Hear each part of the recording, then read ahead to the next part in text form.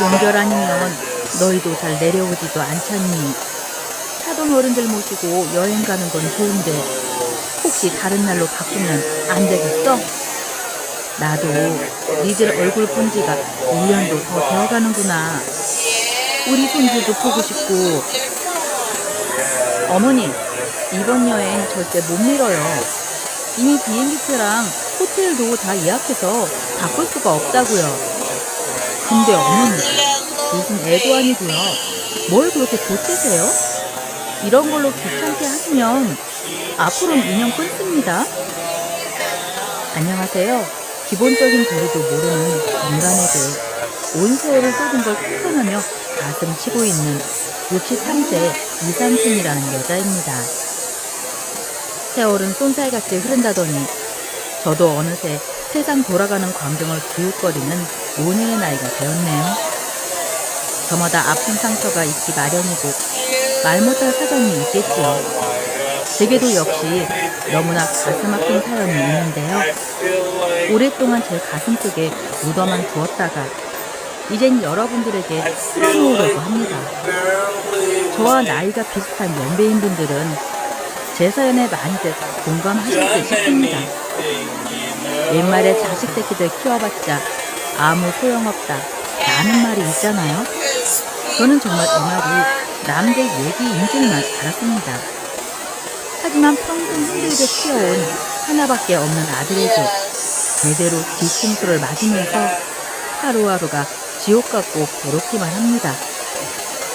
이런 상황에서 여러분들은 어떤 결정을 내리실지 참으로 궁금하기만 하네요. 저는 그때 그 시절 20살이면 지금 생각해도 너무나 꽃다운 나이죠. 그렇게 아무것도 모르는 어린 나이에 소박하지만 성실한 남편을 만나 서울 외곽에 신적 살림을 차렸습니다. 당시에는 가난하지 않은 사람을 찾기가 힘들 정도로 참 어려운 시기였어요. 그래서 중도독도 많았고 사람 사이의 정도 참 많았죠. 남편은 박스 공장에서 하루 종일 일을 하면서도 일요일마다 한강 백사장에 나가 음료수를 팔았습니다. 참 찢어지게도 가난했지만 남편은 처자식을 먹여 살리기 위해서 정말 부지런하게 살았어요. 아들에겐 이 가난을 물려주고 싶지 않다면서 8살짜리 어린 아들한테 공부를 열심히 해야 한다는 말을 늘 입버릇처럼 달고 살습니다. 재준아, 넌 꼭 아빠처럼 되지 말고 훌륭한 사람이 돼야 한다. 그러려면 첫째도 공부, 둘째도 공부야. 잘 알았지? 남편이 하도 세뇌를 해서인지 아이는 꼭 훌륭한 의사가 돼서 엄마, 아빠 호강시켜 주겠다며 참으로 공부를 열심히 하더군요. 느껴지시나요? 8살짜리 친구들은 밖에서 소꿉장난을 하고 놀 때 우리 아들은 책상 앞에 앉아 공부했다는 사실을요. 아들은 흐물거리는 손으로 숫자나 낱말을 열심히 익혔고 남편은 그런 아들을 흐뭇하게 바라보곤 했습니다. 여보, 우리 재준이 좀 봐. 이 녀석이 벌써 한글로 제 이름을 쓰잖아? 당신도 참 그게 그렇게도 좋아요? 그럼 당연히 좋지. 우리 재준이는 분명 씩씩하고 똑똑한 어른이 될 거야. 틀림없어. 맞아요. 우리 재준이는 분명 훌륭한 사람이 될 거예요. 하지만 남편은 그 빨리 지나간다던 시간도 누려보지 못하고 세상을 뜨고 말았죠.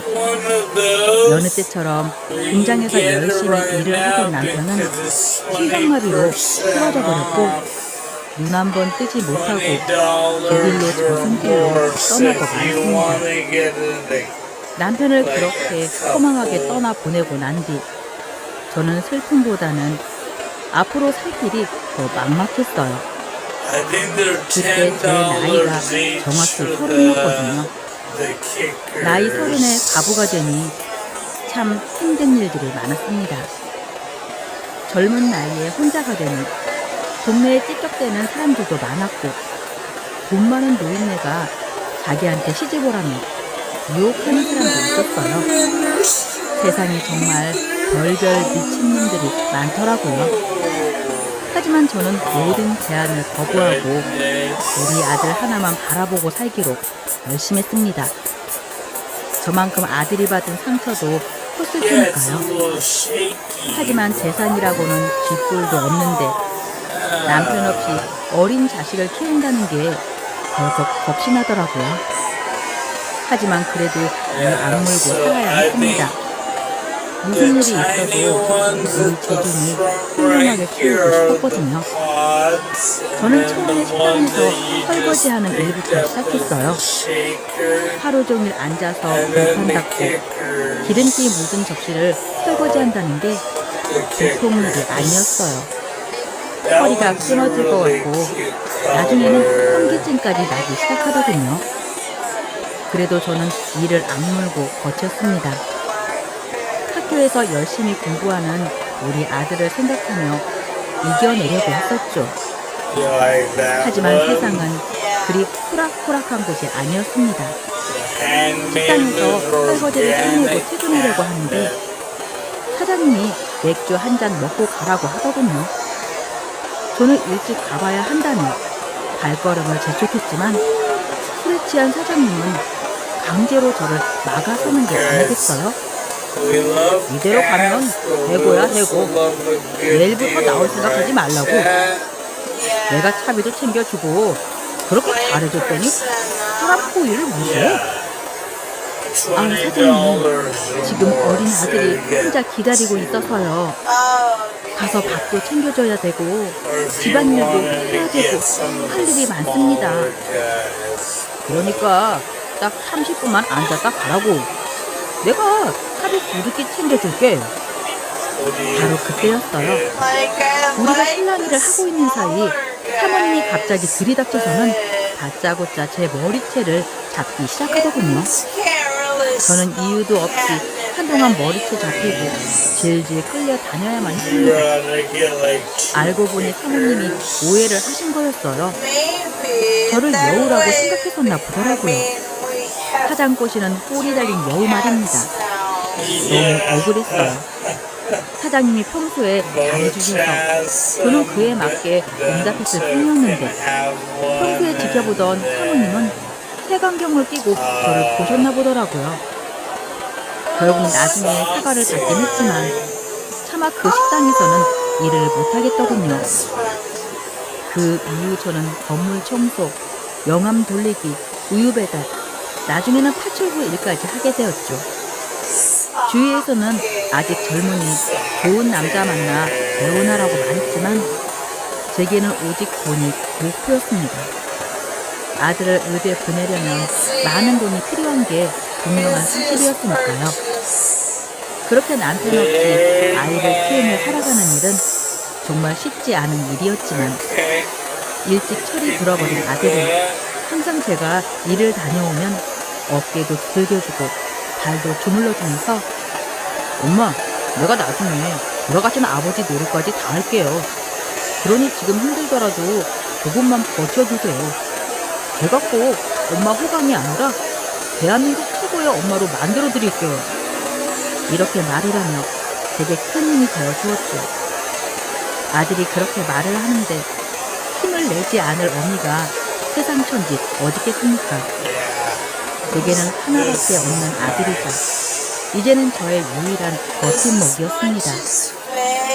그럼 고달픈 시간도 다 지나가는 겁니다. 시간은 금방 지나간다던 남편의 말처럼 어느새 아들은 대학을 갈 나이가 됐고 그 부족한 환경 속에서도 의대에 진학을 했습니다. 의대 합격 소식을 듣는 순간 저는 벅차오르는 감정을 참지 못하고 눈물을 쏟았네요. 그동안 했던 고생이 바로 이 순간을 위해서였다는 생각이 들었습니다. 남편이 이 소식을 들었으면 얼마나 기뻐했을까요? 우리 아들이 분명 훌륭한 사람이 될 거라고 굳게 믿었던 남편은 하늘에서 덩실덩실 춤을 추고 있었을 겁니다. 아들은 틈틈이 아르바이트까지 하면서도 스스로 등록금을 벌려고 했고 밤낮을 쪼개가며 공부를 더 열심히 하기 시작했습니다. 저는 아들이 다른 친구들처럼 연애도 좀 하고 취미생활도 하고 다녔지만 아들은 그런 건 자기에게는 사치라면서 남들 놀 때 더 열심히 해야 원하는 걸 이룰 수 있다면서 부단히도 노력을 했었죠. 결국 아들은 그토록 원하던 의사 면허 시험까지 합격할 수 있었습니다. 진짜 의사가 된 우리 아들이 얼마나 자랑스럽고 기특한지 저는 죽어도 여한이 없을 만큼 행복했어요. 이제 고단했던 제 인생도 행복한 일만 가득할 것 같다는 생각이 들었죠. 의사가 된 아들은 항상 저를 걱정해주고 챙겨주었어요. 엄마, 요새 어디 아픈 게 없어요? 응? 아픈데? 글쎄, 딱히 많이 아픈 데는 없는 것 같은데. 그래도 엄마 나이 때에는 안심하면 안 돼요. 미리미리 병원 다니면서 피검사도 하고 대변 검사 같은 것도 하면서 만성질환 같은 거 미리 발견하는 거죠. 제가 병원에 말해 줄 테니까 이번에 꼭 들르세요. 응? 그래. 이미 내가 패기치는 거 아니니? 아니에요, 엄마. 아들이 의사인데 이 정도 능력은 충분히 있어요. 그러니까 걱정 말고 오세요. 저는 이렇게 아들 덕분에 이런저런 검사를 받으며 병을 관리할 수 있었죠. 의사 아들을 둔 덕택에 평생 경험해 보지 못한 회사를 누렸습니다. 어디 그뿐입니까? 의사가 된 아들은 수입도 넉넉해졌고요. 자신이 생활비도 되고 엄마 용돈도 들을 테니까 일을 그만두라고 통화했습니다. 의사 아들을 둔 엄마가 고생하면 남들이 다 욕한다면서 말이죠. 저는 괜스럽다는 생각이 들어서 하던 일을 계속하려고 했지만 아들이 한사코 말리는 바람에 일을 그만두고 집에서 쉬게 됐죠. 아들은 꼬박꼬박 돈을 가져다 주면서 이제 엄마 하고 싶은 거 다 하면서 하려고 하더군요. 그 말 한마디가 지난 고달픈 제 인생을 위로해 준 것 같아서 눈물이 절로 나오더라고요. 남편 생각도 참 많이 났습니다. 우리 아들이 틀림없이 훌륭한 사람이 될 거라고 믿었던 남편이었는데 핑 가운을 입은 아들 모습을 봤으면 정말 좋아했을 겁니다. 이제 고생은 다 끝났다고 생각을 했습니다. 성공한 효자 아들이 든든하게 저를 지켜주고 있었으니까요. 남은 바람이 있다면 우리 아들이 좋은 여자를 만나 가정도 꾸리고 애도 키우면서 사는 걸 보는 것 뿐이었죠. 그런 제 희망과는 다르게 아들은 여자에는 보통 관심이 없어 보였습니다. 의사가 된 아들을 둔 엄마에게 얼마나 많은 기회가 들어왔겠어요. 심지어는 제가 살던 주인집에서도 우리 아들이 마음에 쏙 든다며 자기 조카와 만나보게 하자고 저를 귀찮게 할 정도였으니까요. 하지만 제가 아무리 아들을 떠봐도 아들은 고개를 내저었어요. 엄마, 나 아직 결혼할 생각 없어요. 병원에서 일도 더 배워야 하고 돈 많이 벌어서 그냥 엄마랑 행복하게 살래요. 그게 무슨 소리야. 엄마는 살 날도 얼마 안 남았는데 나도 손주, 며느리 봐야 하지 않겠니? 그러니까 엄마가 건강하게 오래오래 사시면 되잖아요. 엄마랑 평생 같이 산다는 아들의 그 말이 그리 나쁘게 들리진 않더라고요. 박복한 팔자인 줄로만 알았는데 이렇게 아들 덕을 보면서 살려고 그런 고생을 했나 가슴이 뭉클해졌던 순간입니다. 그렇게 몇 년의 시간이 훌쩍 지났고 아들은 실력 있는 외과 선생님으로 자리를 잡았죠. 그런 아들 덕택에 살림도 넉넉해져서 예전 고생했던 시절과는 비교할 수 없을 정도로 편하게 살았습니다. 그런 아들이 어느 날 제게 이런 말을 하는 겁니다. 엄마, 저 결혼하는 거 보고 싶다고 하셨죠? 그럼 이제 우리 훌륭한 의사 선생님이 좋은 여자 만나서 결혼하는 모습 보는 게 엄마 소원이지. 그래서 제가 엄마 소원 이뤄드리려고요. 응? 그 말이 정말이니? 너 혹시 만나는 아가씨가 있는 거야? 네, 사실은 얼마 전에 우연히 만난 여자가 있는데요. 사람이 너무 괜찮아요. 이런 친구라면 결혼을 해도 괜찮을 것 같다는 생각이 들어서요. 아유, 그래, 잘 됐구나, 잘 됐어. 그래야지, 얌. 근데 어떤 아가씨니? 우리 아들 결혼할 결심을 하게 만든 아가씨가 누군지 너무 궁금하구나. 그렇지 않아도 이번에 인사 한번 시켜드리려고 자리를 마련했어요. 그냥 엄마도 보면은 좋아하실 거예요. 그 말하면 잔소리지. 우리 아들이 어련히 좋은 아가씨 골랐으려고. 우리 재준이가 결혼을 한다니까 엄마가 너무 좋다. 이제 엄마 품을 떠나서 제 가정을 꾸리며 산다는 게 한편으로는 아쉽기도 하지만 자식의 행복한 인생을 이어주는 게 부모 마음 아니겠어요? 저는 연애에는 보통 관심이 없는 아들이 결혼을 결심한다는 소식에 진심으로 기뻤습니다. 그리고 아들이 데리고 온 아가씨를 처음으로 만나게 되었죠. 안녕하세요. 처음 뵙겠습니다. 한유나라고 해요. 반가워요. 저는 재준이 엄마 되는 사람입니다. 네, 오빠한테 이야기 많이 들었어요. 어머, 어머니, 그런 게 나이답지 않게 참 좋으시다. 그래요? 그렇게 말해주니 고맙네요. 진짜예요, 어머니. 아, 그리고 말씀 편하게 하세요.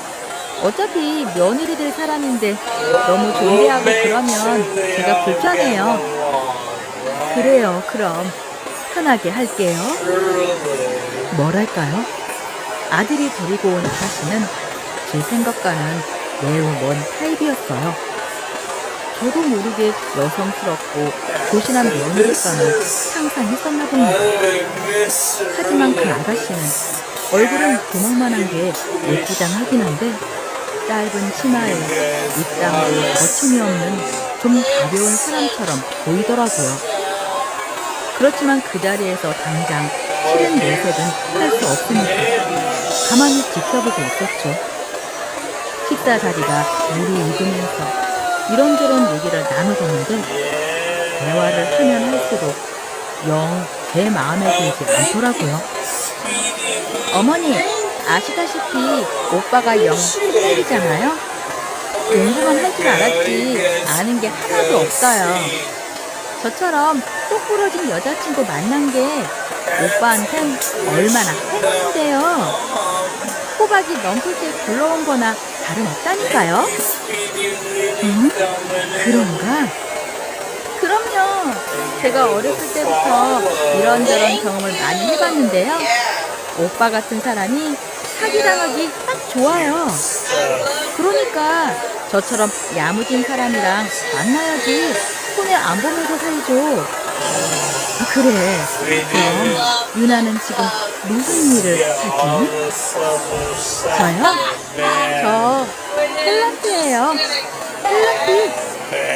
어머님은 잘 모르시겠지만 연속극에 단역으로 좀 나왔고요. 영국 무대에도 좀 섰고요. 아, 그래? 그러고 보니까 어디선가 본 것 같기도 하고. 알고 보니 예비 며느리는 유명한 탤런트는 아니고 거의 무명에 가까운 여자였습니다. 그러니 알아보는 사람보다 몰라보는 사람이 많았죠. 하지만 외모는 여자인 제가 봐도 얼굴은 참 예쁘게 생겼더라고요. 아마 아들 녀석은 그런 외모에 홀딱 반해버리고 만 것 같더라고요. 하지만 여자는 얼굴만 보면 안 됩니다. 그 사람의 마음씨나 성품을 눈여겨봐야 하는 거죠. 하지만 아들이 제 며느리라고 데리고 온 아가씨는 그런 면에선 거의 빵점이나 다름없었습니다. 첫 만남부터 예의에 어긋난 복장이며 말버릇, 그리고 예비 시어머니를 만나는 자리에 집중하지 못하고 부산을 떨어대는 모습도 그랬고요. 본인이 탤런트라는 걸 뽐내며 마치 제 아들을 만나주는 게 큰 선심이라도 쓰는 것처럼 말하는 것도 마음에 들지 않았습니다. 한마디로 인성이 좀 모자라다고 할까요? 계속 마음에 들지 않는 행동만 골라서 하니까 저는 그 자리가 가시방석에 앉은 것처럼 불편하기만 하더라고요. 우리 착한 아들이 어쩌다가 이런 아가씨를 만나 결혼하겠다고 마음을 먹은 건지 속이 꽉 얹힌 것처럼 답답하기만 했습니다. 그 어색한 자리가 겨우 끝나고 저는 집에 돌아온 아들에게 물었습니다. 재준아, 그 아가씨 만난 지가 얼마나 됐다고 했지? 이제 4개월 조금 넘었어요. 엄마 보기에는 어때요? 참 예쁘게 생겼죠? 그래, 뭐 어여쁜 아가씨이긴 하더라.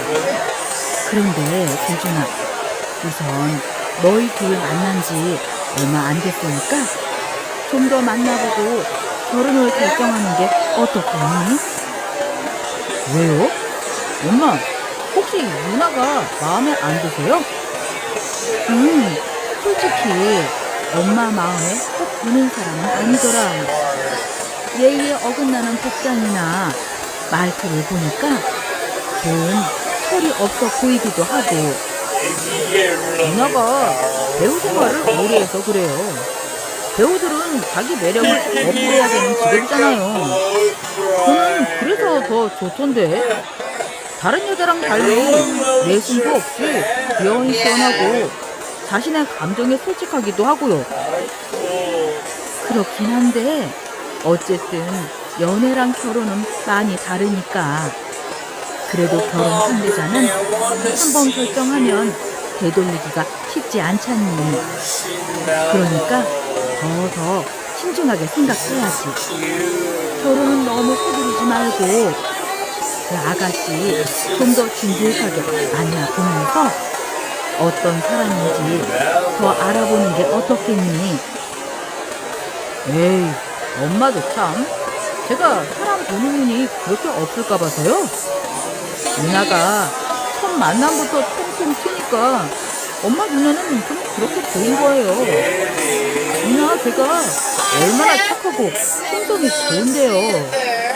엄마야말로 누나를 더 겪어보면은 확실히 아실 거예요. 그래? 아무튼 저희는 올해 안에 결혼하기로 이미 약속했어요. 그러니까 엄마도 기쁘게 허락해 주세요. 네가 그렇게 하기로 했다면요. 뭐 할 수 없지만 아들 인생인데 제가 감나라 배나라 할 수 있는 노릇은 아니었으니까요. 아들 말대로 제가 색안경을 끼고 보는 걸 수도 있다는 생각이 들었습니다. 제 며느리감으로는 눈에 차지 않았지만 아들 눈에는 멋진 아내로 보였을지도 모르니까요. 저는 그렇게 마음을 고쳐먹고 두 사람의 결혼을 허락했어요.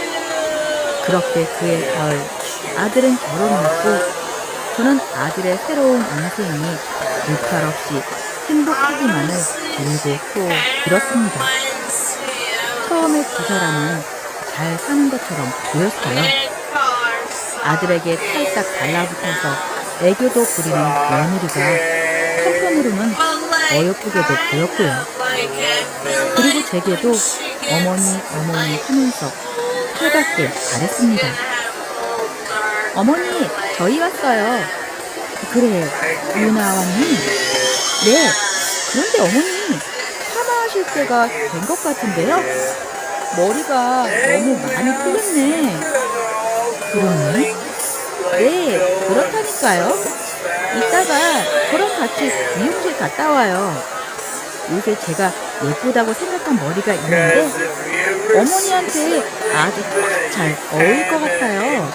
그래? 그럼 그래 볼까? 제잘거리는 선수처럼 성격이 밝고 발랄해서 아들 하나밖에 없던 제게 막내딸이 생긴 것 같은 기분도 들었고요. 살림 솜씨는 좀 서툴렀지만 이것저것 배우려는 모습이 예쁘게 보였죠. 괜히 며느리를 오해했다는 생각에 조금 부끄럽기도 했습니다. 게다가 며느리는 되게 귀한 손자까지 안겨준 복덩이였습니다. 어머니한테 드릴 선물이 있어요. 선물? 오늘 무슨 날도 아닌데 웬 선물이니? 어머니 곧 손주 보실 수 있을 것 같아요. 뭐? 유나 너 아이 가졌니?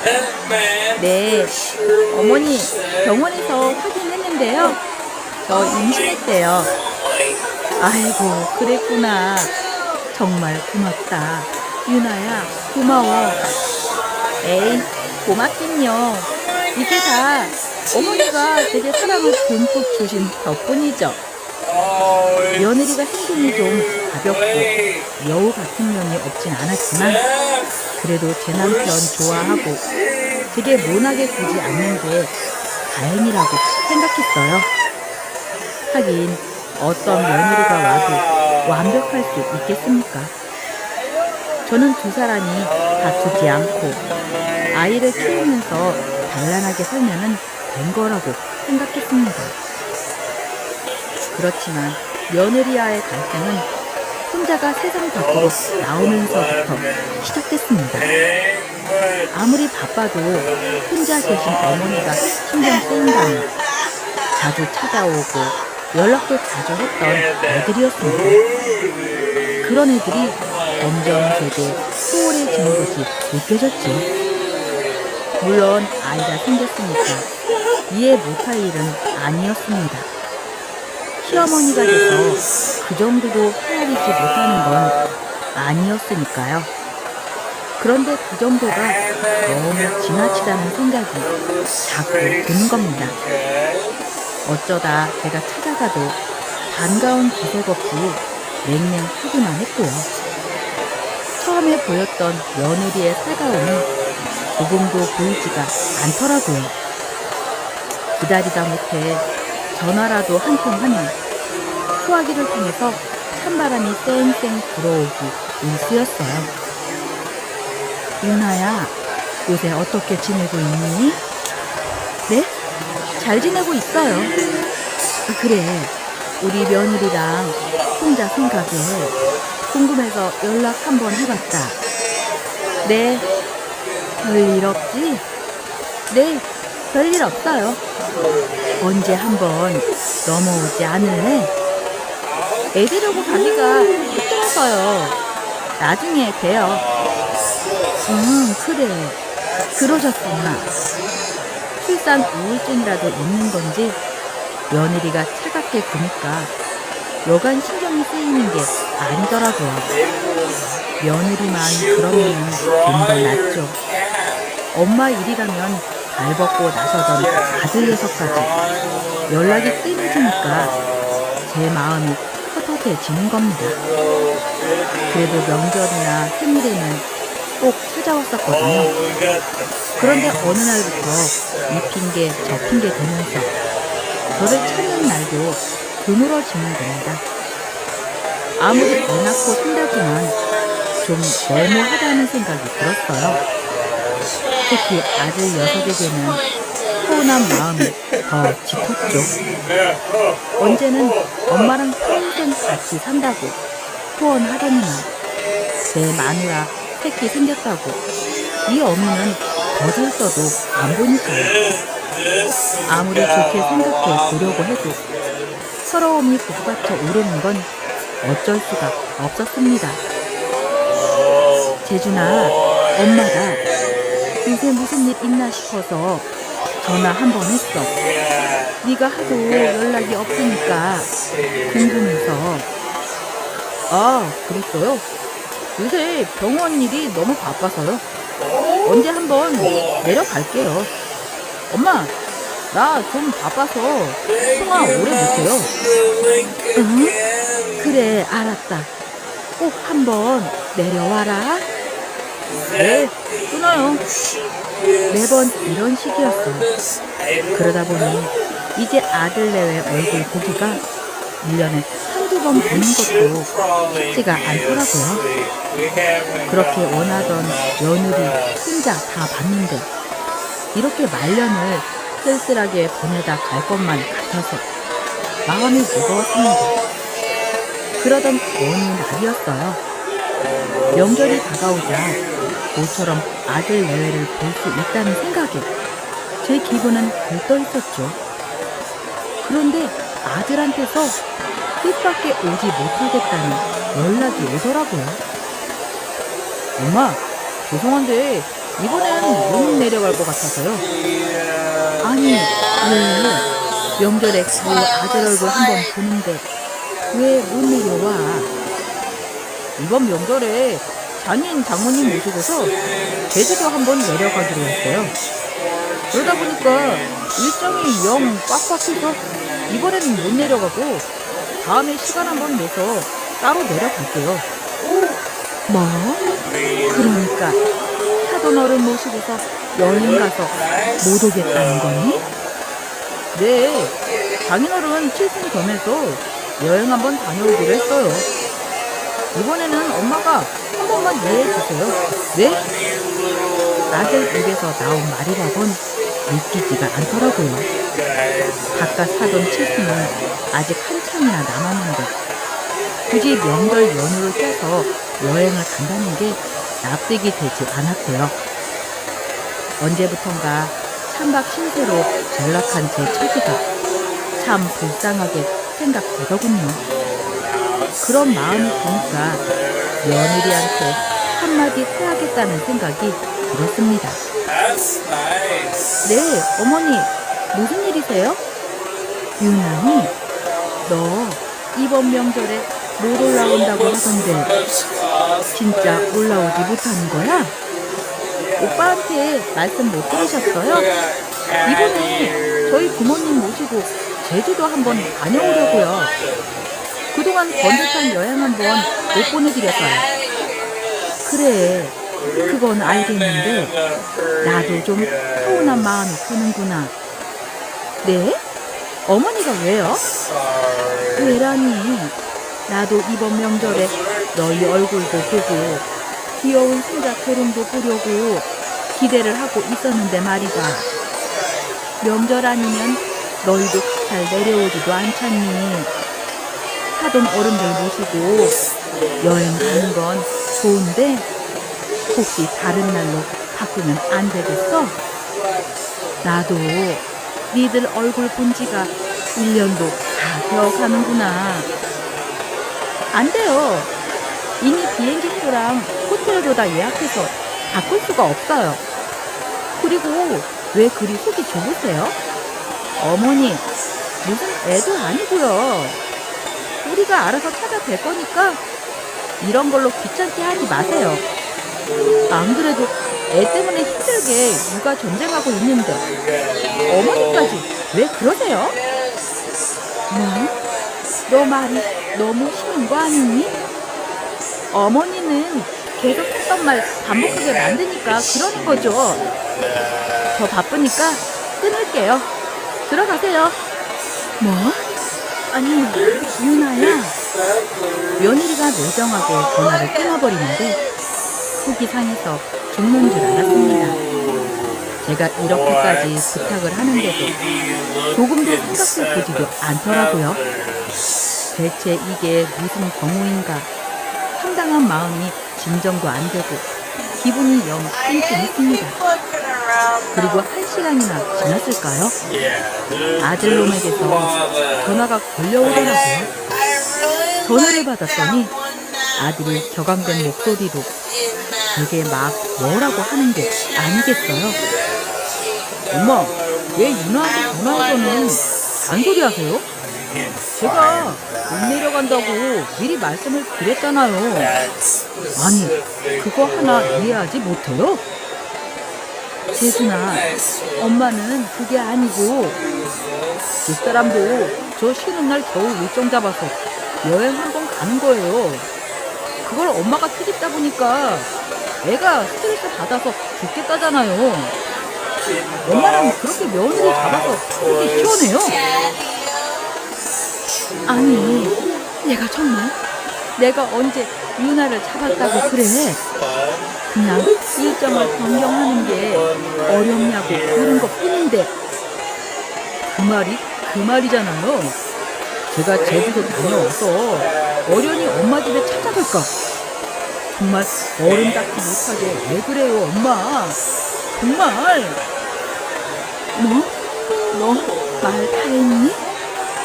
아, 됐어요, 됐어. 엄마가 자꾸 이러면 이번 명절만이 아니라 평생 못 내려갈지도 모르니까 그렇게 아세요. 뭐라고? 흥분한 아들이 저한테 그렇게 쏘아대더니 전화를 툭 하고 끊어버리는데 얼마나 제 마음이 아프던지요. 단 한 번도 제게 목소리를 높인 적이 없던 아들인데 마치 딴 사람처럼 보는 모습이 당최 적응이 되질 않는 겁니다. 이뿐만이 아니었어요. 1년에 한 번뿐인 제 생일날이었어요.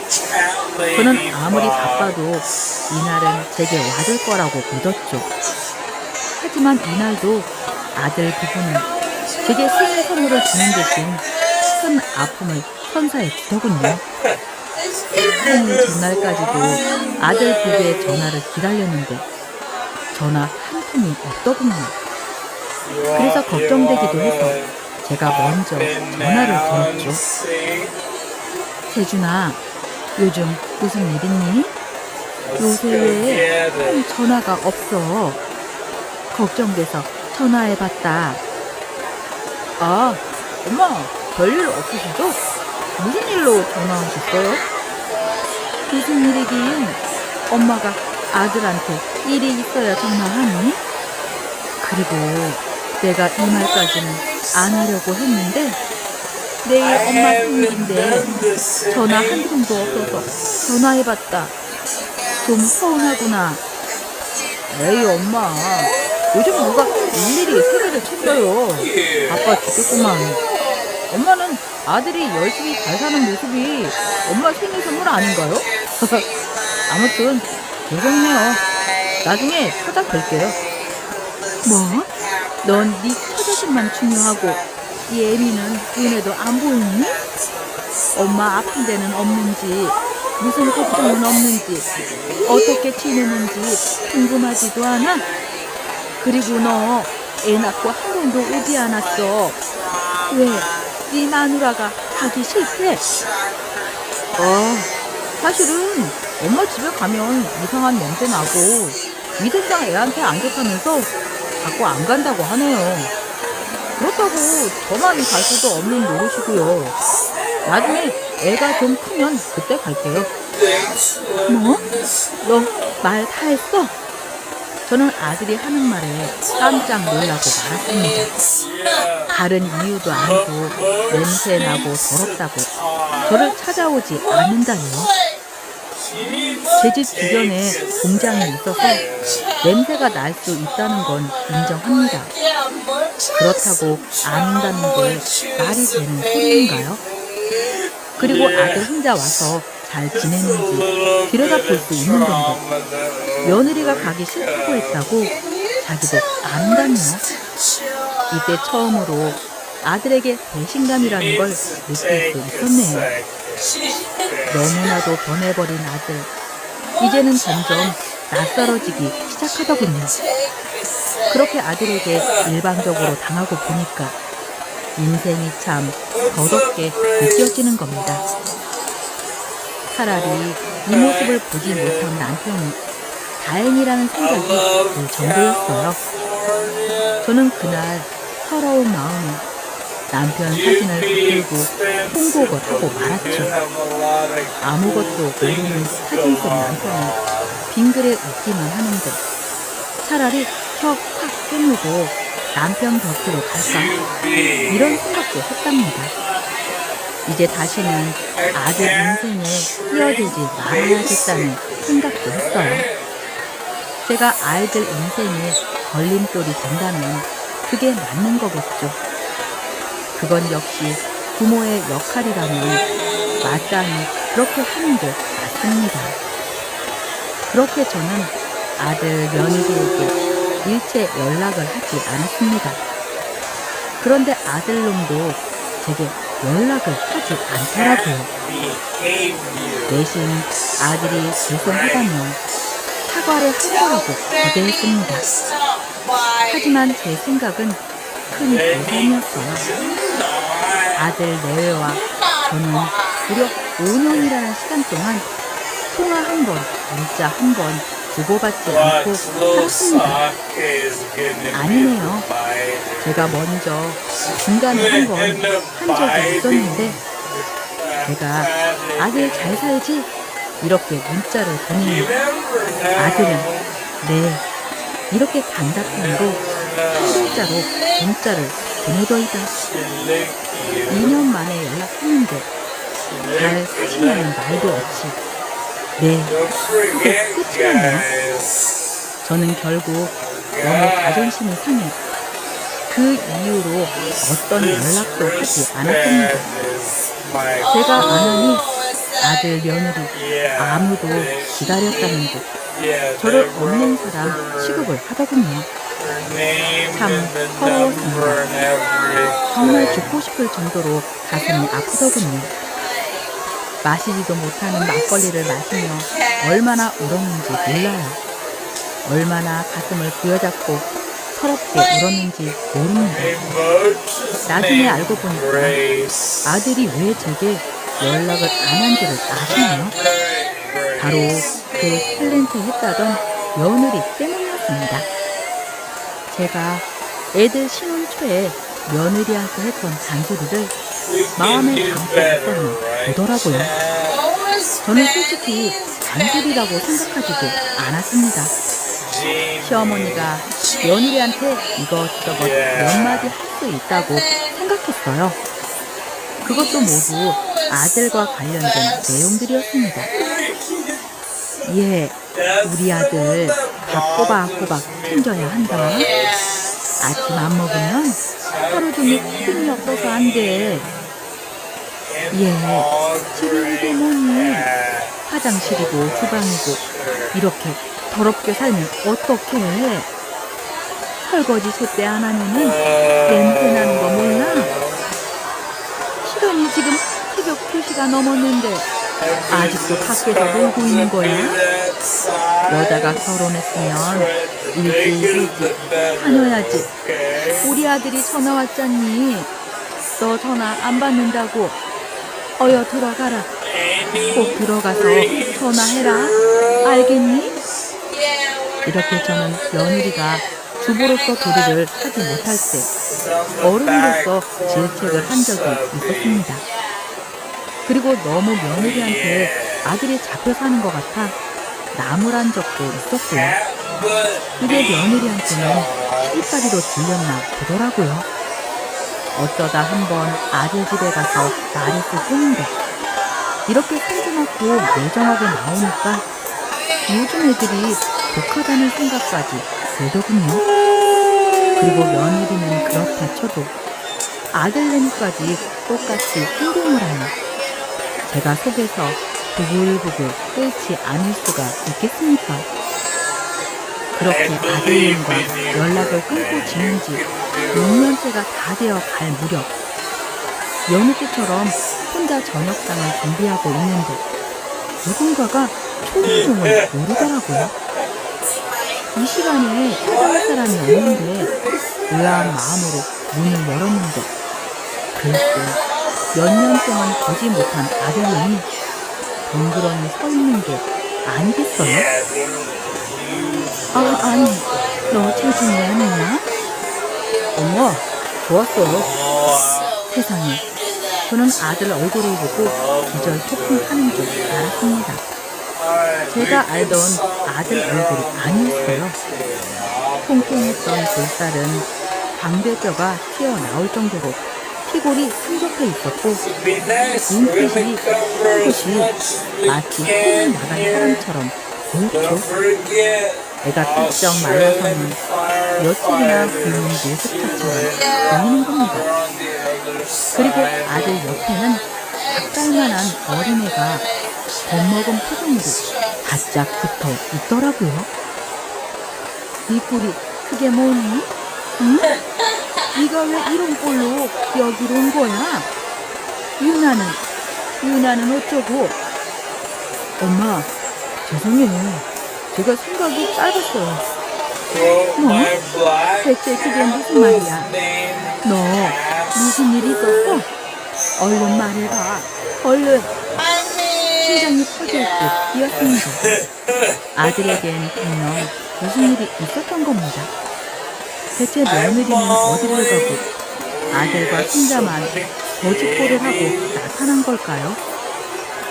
저는 얼른 그 사람을 집으로 들였고 아들과 손자는 여친이 굶는 것처럼 차려진 밥상에 몰두하더군요. 그것만 봐도 애들이 어떻게 살았는지 짐작이 됐습니다. 겨우 힘을 걸린 아들이 담담하게 풀어놓은 사연은 정말 기가 막혔습니다. 어느 날 며느리는 아들에게 성격 차이로 이혼을 요구했답니다. 놀란 아들이 며느리에게 울고불고 매달린 모양이에요. 이혼만큼은 절대 안 된다며 원하는 거 다 해주겠으니 제발 다시 생각해보라고 만류했다는 겁니다. 결국 별거 상태로 지내기로 한 아들과 며느리는 따로 지냈고요. 그동안 손자는 아들이 도우미까지 구해서 더욱 키운 모양이에요. 그러면서도 아들은 며느리에게 꼬박꼬박 생활비를 보냈고 며느리는 그것도 모자라 집과 부동산 명의로 자신 앞으로 해달라는 요구를 했다는 겁니다. 그러면 이혼 생각을 다시 해보겠다는 조건으로 말이죠.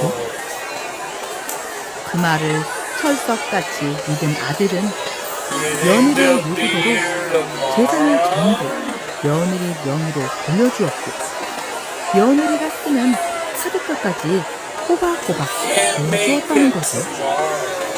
아무리 아들이 의사라지만 한계라는 게 있지 않겠습니까? 따로 집까지 얻어서 나간 며느리에게 매달 수백에 달하는 생활비도 감당해야죠. 아들 키우는 육아비와 생활비도 책임을 져야죠.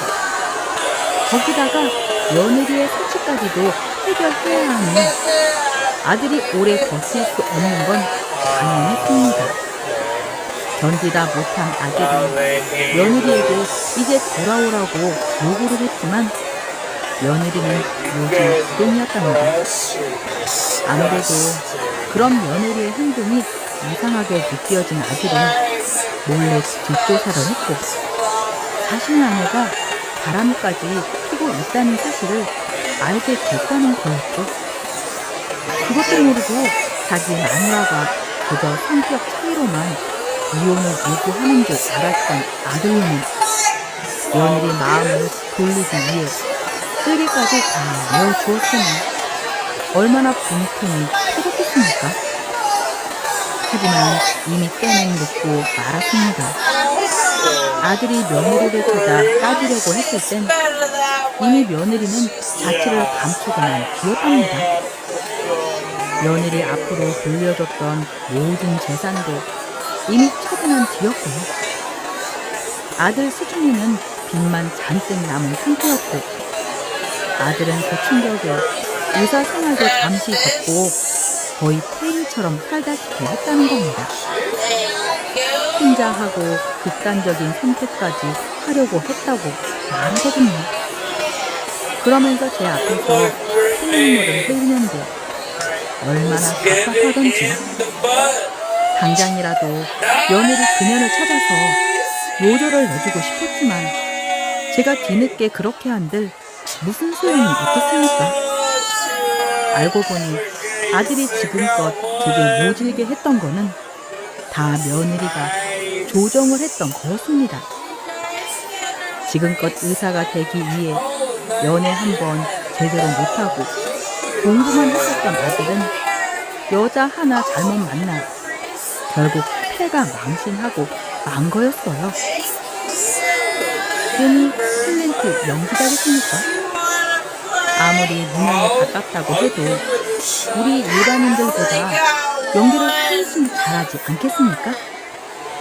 며느리는 아들에게 여우짓 같은 연기를 하며 아들을 구워 삶았고 그 늪에 빠져 나오지 못하고 이 어미까지 배신하며 며느리에게 환장했던 걸로 보였습니다. 솔직히 우리 아들이 인물이 잘난 편은 아닙니다. 처음부터 저렇게 예쁜 아가씨가 우리 아들하고 결혼한다고 했을 때 좀 의아하긴 했었어요. 그래서 저는 단번에 알아볼 수 있었죠. 며느리가 우리 아들의 조건, 배경 보고 결혼한다는 사실을요. 그래서 저는 그년을 탐탁지 않게 여겼었던 거였는데 우리 아들은 눈에 콩깍지가 씌어서 홀라당 넘어가고 만 거였습니다. 결국 며느리에게 제대로 뒤통수를 맞고 벼랑 끝에 몰린 아들이 찾아온 곳은 결국 저였던 거고요. 아들 말을 다 듣고는 속이 찢어지는 것처럼 아팠습니다. 대체 이 며느리녀는 사람을 이렇게까지 망가뜨릴 수 있는 걸까요? 당장 제가 경찰에 신고를 하려고 했는데 이미 아들이 신고를 한 거였더라고요. 경찰에서도 이 사건이 단순한 가정 불화에 가깝고 아들이 모든 명의도 다 바꿔주고 그래서 사기를 보기엔 애매하다고 했다는 겁니다. 그 말에도 일리가 있죠. 자기 손으로 모든 걸 해주었으니까요. 제 아들이지만 왜 이렇게 바보 같을까요? 아들은 공부만 잘하는 헛똑똑이었지 다른 것은 아무것도 모르는 바보 멍충이었나요? 사실 아직도 아들이 많이 있습니다. 이 어미를 나 몰라라 하고 저를 버린 거나 마찬가지였으니까요. 제가 이놈 하나 키우려고 어떻게 발버둥 쳤는데 말년에 제게 돌아온 건 맹대와 무시뿐이었습니다. 그래서 일단 우선은 같이 있고 싶지 않아 손주만 주고 나가라고 쫓아내버렸어요. 그러지 않으면 이 손주도 돌보지 않을 거라면서 말이죠. 손자는 무슨 잘못이 있겠습니까? 그저 부모 잘못 만난 게 죄이겠지요.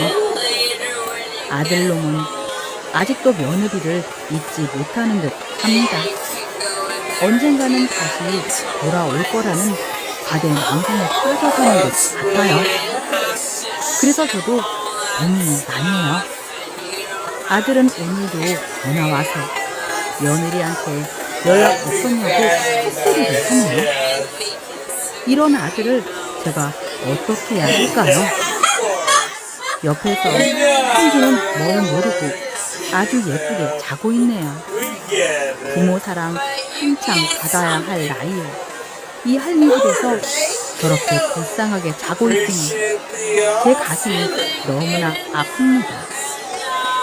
이제 저도 여기서 마무리를 지어야 할 것 같습니다. 사람이 살다 보면 이런 일도 있고 저런 일도 있겠지만 제 박복한 팔자가 운명인 것 같습니다. 어쩌겠어요. 받아들여야겠죠. 아들놈은 보기도 싫지만 한편으로는 걱정도 앞서네요. 하루하루가 참 답답하기만 합니다. 제 마음속에 골마 터진 상처를 이곳 썰맘에 풀어놓으면 조금은 치유가 될 수 있을지 모르겠다는 생각에 이렇게 오늘 사연을 보내게 되었는데요. 긴 이야기 들어주셔서 감사합니다. 부디 따끈한 조언이든 따뜻한 위로든 기다리고 있겠습니다. 감사합니다. People on the internet.